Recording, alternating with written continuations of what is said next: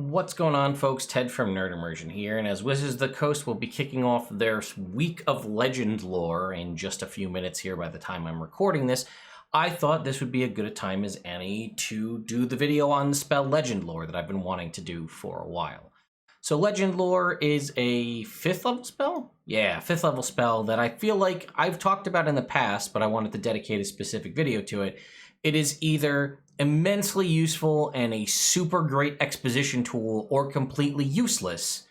And that's kind of what the focus of today's video is on. But before I talk about legend lore, I wanted to talk to you about the sponsor for today's video, Describe. Now, Describe is an online tool that I've talked about in the past where you can have a whole team develop immersive box text for you to use in your own campaign. And I want to touch on a couple of things. One, we have 2 different legend lore information here, but they also recently started adding the character collection, which has NPCs, but also characters. So for example, this is Elenia, the Half-Elf College of Lore Bard that was written by Matt Cernit, whose name you may remember from official Wizards of the Coast things, but you can submit things as well. So if we click on, say, Bumblebror here, we can go ahead and take a look, and it says played by Shackleford. So you can go through and you can submit your own characters to have their information be uploaded here, immortalized on Describe for other people to use in your game as you see fit. And if you were to scroll through, you'll see a whole variety of this. There's over 2,700 different scenes covering all things from spells to characters to places. And I thought we could take a look at the 2 legend lore uses, because legend lore, the spell, is kind of pretty bland when you read it. It just says name a place, person, or object, and it brings to mind a brief summary of the significant lore about that place. It could be current tales, forgotten lore, or even secret things. But let's see how we can make that sound more immersive, rather than just saying, what do you want to know? And then I tell you, is it good or not? As the final syllable of your incantation is uttered, the bowl of incense in front of you flares up and the tendrils of smoke seek out and enter your nostrils. All at once you hear a kindly voice within the echoes of your own mind reciting legend about the subject you had named, as a librarian might recite tomes of forgotten lore to an acolyte.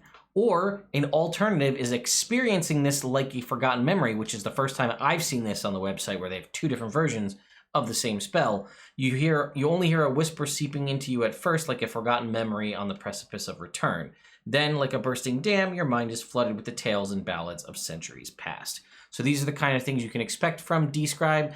There is a link in the description. You can use the coupon code NERDIMMERSION to get yourself 10% off your first order on Describe, and there's a variety of different tools, but you can get one for about $8 a month. So go ahead and check that link in the description. Thank you, Describe, for sponsoring this video.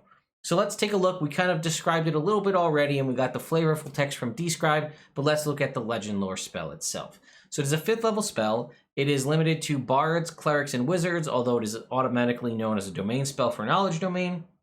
And the ever-popular Undying Warlock, which not to be confused with the Undead Warlock from Van Richten's Guide to Ravenloft, the clearly superior of the 2.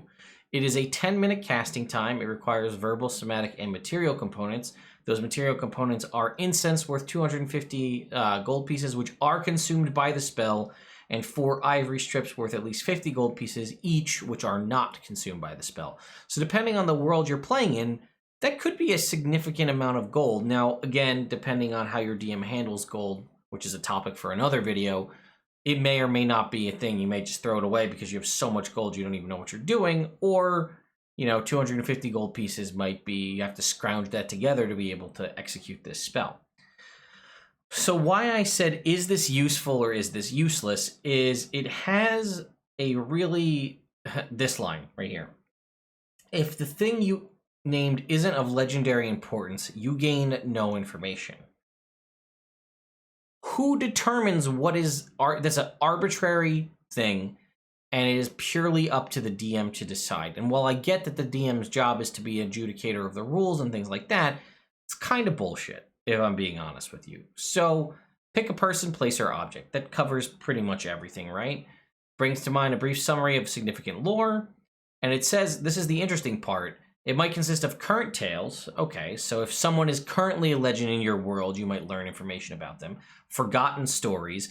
I don't know how you could bring up the name of something that's forgotten in the story, but it's fine. I guess there's reasons you could do that. I get that.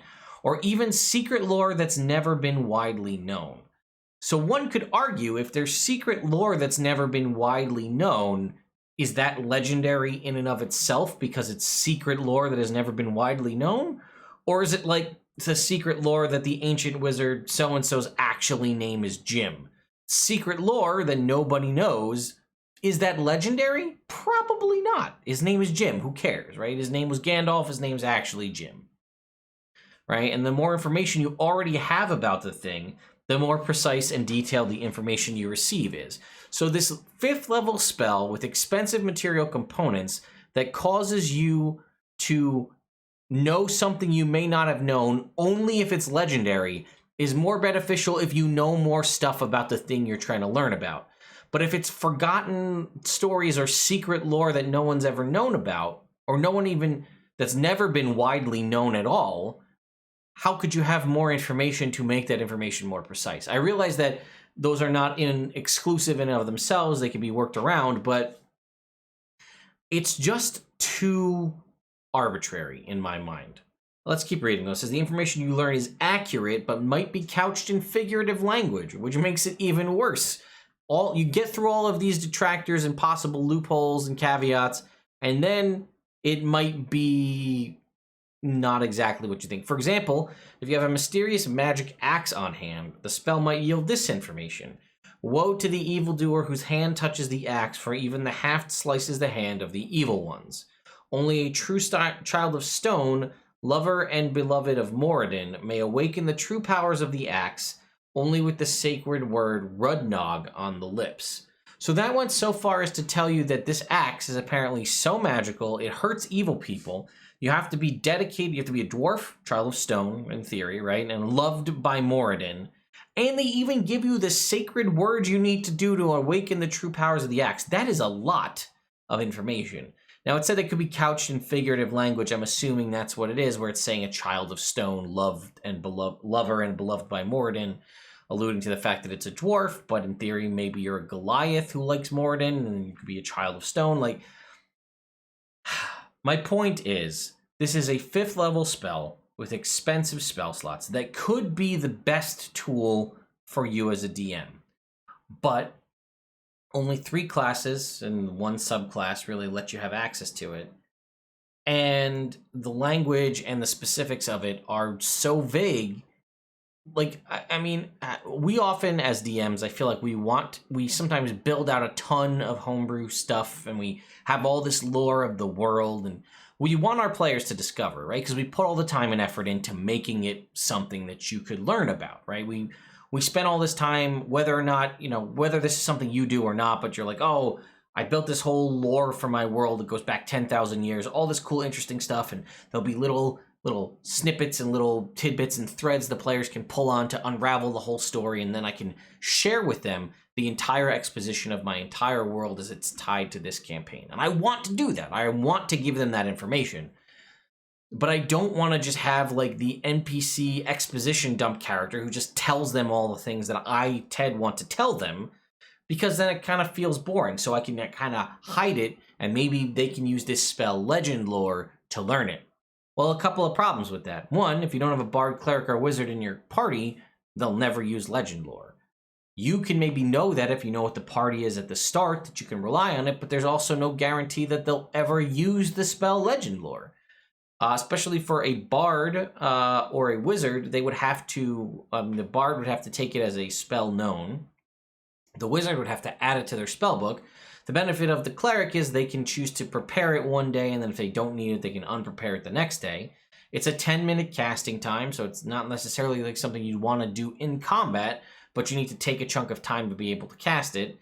And then all of the back and forth wishy-washy information, if it's not of legendary importance, you get no information. You still cast the spell, you still waste the material components, and then you find out, oh, I guess this thing we were searching for that the DM kind of led us down this path on isn't actually legendary. And then at that point, whose fault it is? Is you as the DM for setting them up on a breadcrumb trail that leads nowhere, or the party for not figuring it out?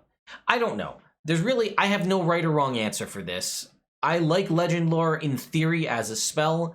I like hiding legendary things in my campaign, and I've actually had in my campaign my players use legend lore to an advantageous thing. There was a big, long, epic thing that no one really knew about. It was very secretive, some ancient old lore and magic and stuff like that, and they used legend lore, they had a cleric in the party, to learn that. And that was great, because it was a story I'd been building up for 5 years, and they'd finally gotten a chance to learn about it, and I was able to give them all the information through the guise of this legend lore spell, which was awesome. I can't guarantee that that's going to be the same for everybody, but I want to know, have you used legend lore in your game as a player? And if so, was it worth it? Did the DM kind of snub you and say, I mean, I can't even remember if there's references in any of like the pre-written campaigns where they're like, oh, if you use legend lore, like this would be a great point for players to use legend lore, and then they could learn about this. There may be instances of that in some of the newer campaign guides, but I don't really recall it. So as a DM, I guess you could drop a scroll of legend lore in the game if you were hoping the players would find it and use it if they had someone who could cast it. That's a potential option. You drop it in there, or a non-school, non-class specific scroll of legend lore that anybody can use as long as they can cast magic. And then, oh, well, now that's an opportunity, and you can kind of be hinting at it unless your player's like, oh, it's a 5th level spell scroll. We'll just sell it and make some more gold to go do all the other things we want to do. So I'm genuinely curious. Does legend lore get use in your games? Does it not? Have you attempted to use it? Was it useful? Was it not? Let me know in the comments down below. Thank you again to the folks at Describe for sponsoring this video, and I will see you all next time.